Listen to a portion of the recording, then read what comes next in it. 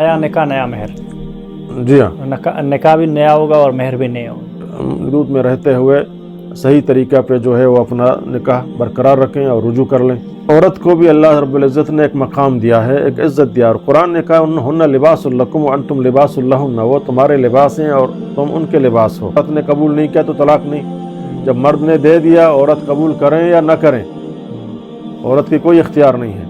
अगर वो चाहें, अगर वो कहते हैं नहीं अब मैं उस औरत से शादी नहीं करना चाहता, तो वो उसको मजबूर नहीं किया जा सकता। सल्लल्लाहु अलैहि वसल्लम गुस्से में आ जाते हैं कि मैं ज़िंदा हूँ और आप दीन इस्लाम पर मजाक कर रहे हैं, एक मजाक है, और खामोश हो जाएं।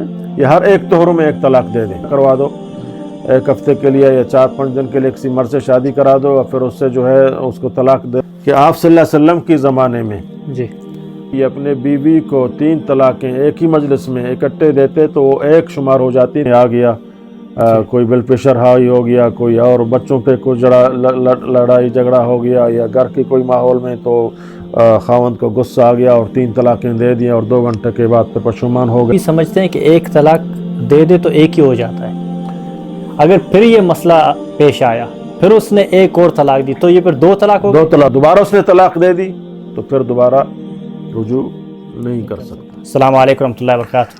वालेकुम सलाम व रहमतुल्लाह।